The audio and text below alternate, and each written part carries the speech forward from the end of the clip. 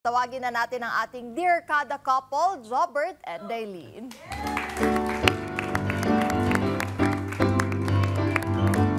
Good morning! Good morning! Good morning! Yan, tuloy po kayo. Hello, Daylene and Jobert. Ayan, upo tayo. At bati muna kayo sa kada squad natin. Hello po, magandang umaga po. Hello po, magandang umaga po, kakada. Sino bang mas mahiyain sa inyo? Ako po. Kaya pala si Jobert ang unang bumate. At Jobert, mahiyain pala itong si Daylene. Ano bang una mong nakita kay Daylene? Yung pumungaw ng iyong mata, ng iyong puso. Unang nakita ko po kasi siya sa church po namin. Bali, unang tanggap ko po nun ng officer po sa church po namin. Tapos nakita ko lang po siya. Pero wala pa pong, hindi po mismo na nagkagusto na po ako agad sa kanya po nun. Pero nagandahan ko na rin po siya nun. Nagandahan ka na sa So parang nagkaroon ka ng crush, ganon. Hindi po totally crush, parang paghanga lang po na yung itsura Yung po beauty niya. niya. Opo. Kasi hindi po siya totally kilala po nun eh. I see. Ikaw ba, Daylene, nakikita-kita mo na sa church itong si Jobert? Opo, napapansin ko naman na po siya doon. Pero ano lang po parang hindi po yung, hindi pa po parang nakakikita mo na may in love ka sa kanya, gano'n. Parang ka-church lang po, gano'n. Kailan dumating yung point na nagka-inlavan na? Ako po, nagtangka na po. Kwento sa amin, go! Hindi ko rin po kasi expect sa sarili ko po na magugustuhan ko po siya. Bali po kasi nung po kasi may ex-girlfriend din po ako dati pero matagal na po kaming wala din po nun. Tapos wala po akong balak talagang mag-girlfriend po nun ulit. Kasi nag-aaral po ako ng college nun, third year college po. Tapos dumating po siya sa buhay ko.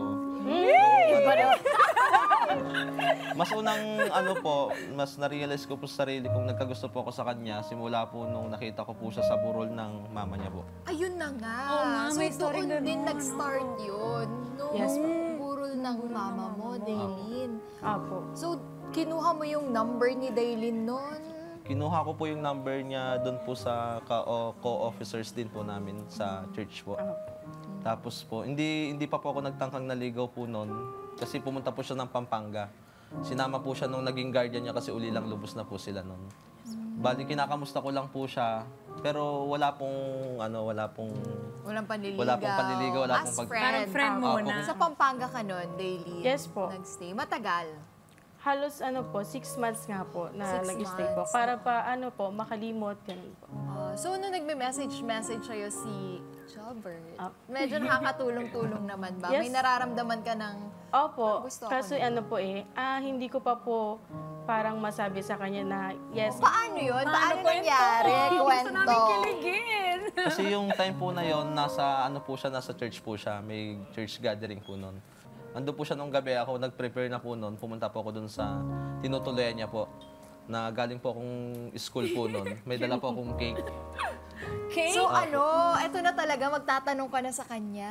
Hindi ko po totally tinanong po siya na, can you be my girlfriend? Wala po kasing ganun So wait, po. may cake ka May dala. cake, Birthday pa naman niya nung time na yun. Wala po akong tinanong pong ganun. Bali po, siya po ang nag-open na po sa akin na sinasagot na po niya ako. Kasi naman, sa mga lalaki ha, ewan ko lang ba talaga, Ay, sa mga nako. lalaki, ang tagal nyo magtanong. Yun lang Sinabi naman mo yung pa. hinahanap namin. Sinabi mo Bakit? ba? Bakit ayaw nyo magtanong? Hindi ko po kasi tinanong po sa kanya na gano'n. Nagigil, no?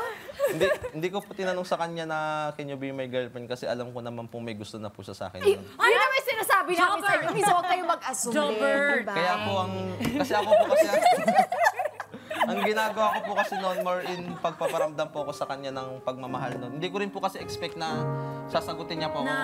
Na it's mutual, di ba? Opo kasi nag-aaral pa po siya noon eh. O, Pero anong tapos, feeling, wait, si Daylene, anong feeling mo talaga noong time na yun? Kasi, sure. Oo. Syempre po nung mga time na tinitext niya ako, syempre may kilig na rin po. Pero hindi ko po actually na sinasabi pa sa kanya. Sabi ko, ito na po siguro yung time para pagbigyan ko po Ito siya. yung tamang panahon Opo. para maano na kayo. so paano mo sinabi sa kanya, Daylene, yung tayo na gano'n? Sa text ko po siya sinagot. Ganun po. Hindi po sa personal kasi medyo message. Sige naman, kwento mo sa amin. Gusto namin matuto.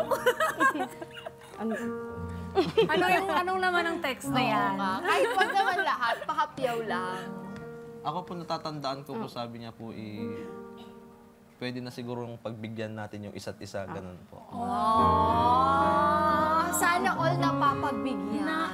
Ng chance, diba? May maganda din silang kwento about their suman business. Can you tell us about Yun po kasing kwento po na yun, sobrang lawak po ng kapupuntahan po kapag ikikwento po namin lahat. Ay, wag naman super O lahat. baka kasi naman, ano na, mata na Oo. agila na magalit sa atin si Wedge Bali po Pujama. kasi yung suman business po kasi na yun, katulad ng suman na malakit, yun po yung malakit na pagtingin ko at pagmamahal ko po sa kanya.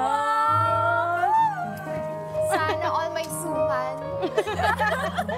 O sige, wag na. Baka humaba pa yung kwento natin. Ang mahalaga, meron din kayong business na nagtutulungan kayong dalawa. Yes. for Bali po that kasi, income. kaya po napunta po dun sa suman business po. Wala po kasing ibang tumataguyod po sa kanila. Hindi kasi nabanggit nga po kanina, di ba, nung nawala nga po yung nanay ni Daylin, ay siya na rin yung nag-aasikaso sa pamilya Opo, kasi niya. ang nangyari po kasi noon, nung graduate na po ako ng college po noon, ako na po yung nagpo-provide po para sa kapatid po nila. Kaya yung pagsubok po na yun, sobrang hirap po sa aming dalawa. Kasi po doon lang po namin kinukuha po yung pagkain po nila sa araw-araw. Kasi doon po ako umuwi sa family ko po kasi sila po kasi may sarili pong tinitirahan. Kaya po tuwing gabi po ganun kapag tsaka ko lang po siya mapupuntan kasi meron po akong sideline. Tuwing gabi po tsaka lang po sila kakain kapag andun na po ako. Kasi wala naman po silang pera. Parang blessing ka na rin sa isa't isa, ano? Jobert, grabe sa pagkwento mo, sa pag-iyak mo, sa luhang binuhos mo ngayon. Parang yung pagsubok na meron kayo ngayon o yung napagdaanan nyo noon, Opo. medyo grabe, challenging. Challenging. So saan ka humuhugot ng lakas para kayanin lahat? Sa Diyos po. Doon lang po kami humuhugot talaga ng lakas eh. Kasi wala naman din po akong permanent na trabaho noon kasi kailangan ko din pong magtrabaho para makatulong din po doon sa parents ko. Kumbaga, doble-doble kayod po. Para wala naman din pong masabi yung mga parents ko po para kung tutulungan ko man po sila. Parang equal po na pinag-aral po nila ako, hindi po masabi ng mga magulang ko na pinagtapos ako na nag-girlfriend ako para sa kanila. Ang ginawa ko po kasi noon, para hindi po sumama ng loob yung mga magulang ko din nagpaaral sa akin. Dinoble kahit ko po para makabigay din po ako sa mga magulang ko at makabigay din po ako sa kanila. Grabe. Kaya you're blessed. Yes, Ikaw naman, correct. Daylin, anong pakiramdam mo na merong Jobert na dumating sa buhay? Ano po, sobrang ang gaan po. Magaan po sa pakiramdam kasi yun nga po, basta wala ka ng parents, parang may isang tao na ibinigay po sa'yo ng Panginoong Diyos na talagang handang tumulong sa'yo. Yun.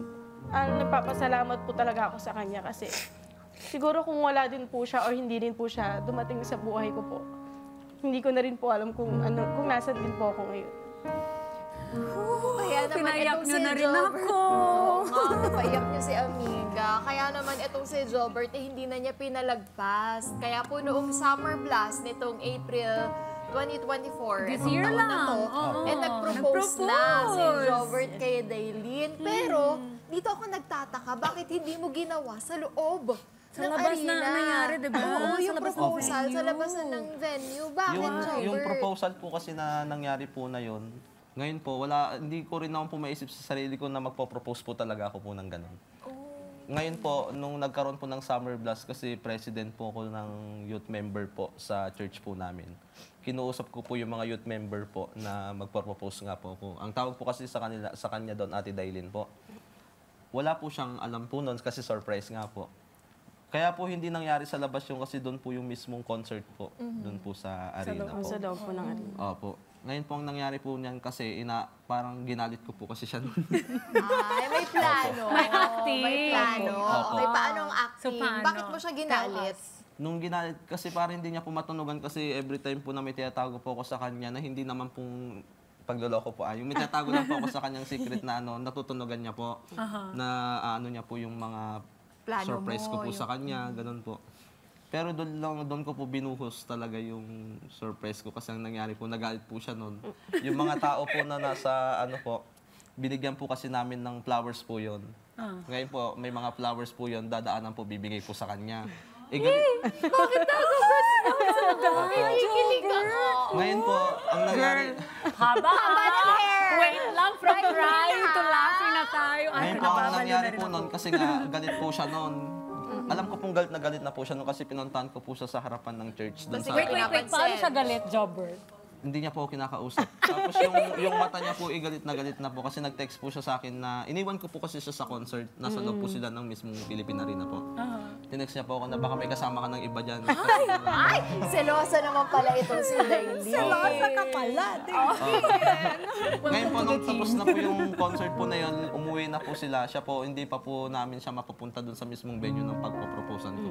Kasi bad trip na po siya eh. Hala! Kailin! Opo, ngayon nagpatulong na lang po ako sa mga kasama po namin na youth member po sa church po. Na tawagin po, ayaw pa rin po niya. Tapos yung pagbigay po ng mga flowers po sa kanya, talagang tinutulak niya pong ginaganon-ganon niya po. Hindi niya po expect na mag-propose po ako sa kanya. Dako. Hindi ko po talaga Ang alam niya lang po siguro, parang manunuyo lang po siguro ako, parang ganun po. Pero nung ako na po mismo lumapit, nasa video po kasi yun, meron po kaming ano po doon. Oo, makikita natin yan. Opo. Ngayon po, nung lumapit po ako sa kanya, umiiyak na po siya noon. Pero medyo masama pa rin po yung Galit ka pa rin doon, Daily. Medyo po. Opo. Hindi, Ngayon hindi ko po, po kasi talaga expect nagulat nun. na po siya noon nung dinala ko po siya sa gitna. Tapos nung lumuhod na po ako noon, tapos sabi niya po sa akin, natatandaan ko, ano ba yan? Ano ba yung ginagawa mo? Tapos umiiyak na po siya noon. Paano mo tinanong, Jobbert? Pwede bang take two? Opo.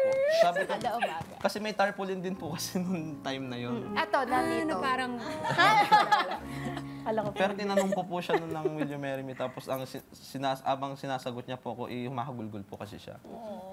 Umiiyak po siya noon. how are you feeling nung time na yon? Kasi halo-halo na lahat. Opo, hindi ko po ma-explain talaga eh. Hindi ko po ma-explain yung na may inis, na natutuwa kasi hindi ko po expect na sa ganong place niya po ako. Sa ganong place po siya mag-propose. Opo. Pero after naman po ng proposal po na yon, Galit pa rin siya. hindi na po. Hindi. Hindi naman ako. Galit pa rin siya. Niyakap niya po ako noon, tapos iniyak. Kasi po nagtutrobak po sa akin lahat nung napagdaanan namin eh. Kaya po nung nag-yes po siya noon, tapos nung niyakap niya po ako noon, nag-thank you po siya ng marami po. Naiyak na naman ako, ano ba yan? Sana all. Kasi yung story po namin dalawa, hindi lang po, parang hindi po kasi yung girlfriend, boyfriend lang na namamasyal. Kasi ang lagi po namin kasing struggle sa buhay po namin dalawa, more in financial po talaga kasi. Pero tignan nyo naman, di ba? Sabi nga nila, basta magtutulungan, magmamahalan, Opo. walang problemang hindi masusolusyon. Totoo. Basta Malalampas kayong mo dalawa lahat. yun, di ba? Diba? Hindi Basta pwedeng merong- isa lang yun. Dapat kayong partner, pagtutulungan nyo yun. At tignan nyo naman ngayon, di ba? Sa ngayon po kasi nag-aaral po siya. Third year college po. Malapit na. Siya din pong nagpapaaral po sa akin. Opo, hanggang ngayon po. Imagine niyo yung pagsubok nyo noon, no? Nalagpasan nyo yan dahil kayo'y nagtutulungan. At kahit na lagi kayong magkasama everyday, nag-uusap, meron pa rin mga hindi nasasabi sa Totoo isa't yun. isa. Especially di ba, amiga? pag, like, katulad ng sinabi mo, no? Pag lagi natin kasama yung isang tao, nahihiya din tayo minsan magsabi sa kanila kung anong totoong feelings na meron tayong araw-araw. Pero dito sa Kada Umaga, dahil sa Dear Kada, may mga letter na pwede niyong magbasa sa isa't isa. Kaya dahil ikaw ang unang nakapansin kay Daylene, Jobbert, Ako basahin mo muna yung mensahe para sa kanya. Potang-potang Iyak po na ako naman sa ako dito. Dami kong iyak today. May Kinig silang ako sa naman po. inyo. Sige po, ito po. Dear B, maraming salamat sa lahat ng taon na punong-puno ng kasiyahan at kalungkutan. Maraming salamat sa pag-aasikaso, sa patuloy na pagmamahal sa akin. May mga pagkakataon na tayo ay hindi nagkakaunawaan, ngunit lagi nating pinipili na laging mag-ayos. Sa mga pagkakataon na tayo ay nahihirapan sa maraming pagsubok, patuloy kong na-realize sa sarili ko na ganito pala kahirap ang papasukin sa isang relasyon. Maraming salamat dahil pinapakinggan mo ko sa lahat na pagpapayo ko sa iyo na kailangan natin na lumaban sa buhay na kahit sobrang hirap-hirap na, naging makabuluhan ang buhay ko kung nakilala kita. Lagi mong tatandaan na mahal kita. Hanggat nabubuhay ako, walang pwedeng manakit sa'yo at kayang-kaya kitang ipagtanggol hanggang sa kamatayan. Ilang buwan na lang, ikakasal na tayong dalawa. Hanggang ngayon, hindi pa rin ako makapaniwala na nalagpasan natin lahat ng pagsubok na pagdaanan natin sa buhay. Kahit inayawan na tayo ng mga ibang tao, patuloy pa rin natin na pinapatunayan sa bawat isa na karapat-dapat tayong dalawa. Kasi hindi naman sila ang magiging kasama natin sa pagtanda tulad nga ng sabi mo. Higit sa lahat, ipapangako ko sa iyo habang nabubuhay ako na ikaw at ikaw lang mamahalin ko sa aking puso. Ayun po. Dailin, it's your turn. Hello, B. Una sa lahat, nagpapasalamat ako sa Panginoong Diyos dahil ikaw yung lalaking pinakilala niya sa akin. Pero hindi pala madali ang pumasok sa isang relasyon. Akala ko laging masaya lang, pero hindi pala. Pero pinasok ko ito kaya kakayanin ko. Lumipas ang maraming taon na hindi ko akalain na magtatagal kami dahil sa dami ng struggle na naranasan namin sa aming relasyon hanggang ngayon. Hindi nga ako nagkamali. Napakamasayahin, joker, mapagmahal, mapagbigay. Mabait, wag lang gagalitin. At patuloy na umintindi sa ugali ko. Gusto ko lang din magpasalamat sa iyo, B, sa lahat ng suporta mo at pagmamahal na ibinibigay mo at ipinaparamdam mo sa akin. Mahal na mahal kita. Yan ang lagi mong tatandaan. Kahit madaming pagsubok tayong nararanasan. At sobrang nagpapasalamat din ako sa Panginoong Diyos na hindi niya ako binigo sa aking hiling sa Kanya. Sana anumang pagsubok ang maranasan nating dalawa, patuloy lang nating intindihin at mahalin ang isa't isa. Yan lang, I love you. And now, ikaw naman magbasa ng letter mo. Hindi na paiyak niyo si Amiga. Dami ko iyak sa story niyo. Daming iyak. You guys are blessed to have each other. Thank you for sharing your Thank you story po. with us. Maraming salamat sa Thank you mga po. luhang ibinuhos nyo. Diba? Pero sa kabila ng mga luha, for sure, meron at merong ngiti, saya na kapalit yan. Diba? Kaya naman, thank you for sharing your story with us, Jobert and Dailin. Dahil dyan, para makapag-unwind muna kayo bago inyong kasal. And syempre, meron pa free date kami sa inyo mula sa Forest Crest Nature Hotel and Resort. Tanggapin nyo yan. Magkakaroon kayo ng overnight accommodation for 2. Meron ding free breakfast, free massage, at free use of wave pool. O, makakapag-relax talaga kayo. Dagdagan pa natin, hindi lang yun. Para mas lalo kang maging healthy at beautiful, meron rin Sara Skin products na shampoo, conditioner, lotion, serum, at sunblock worth 2,499 pesos. Enjoy mo yan. Thank you po. Thank you very much. Hindi ko alam po napaiyak ba yung kada squad dito. Napaiyak Nayak din kayo. Ako, grabe. Kanina pa. Naghingi na din ng tissue. Ibang klase kasing story, di ba? Totoo naman yun sa isang relasyon. Minsan kasi yung parang akala natin puro na lang saya. Correct. Di ba? Hindi natin alam.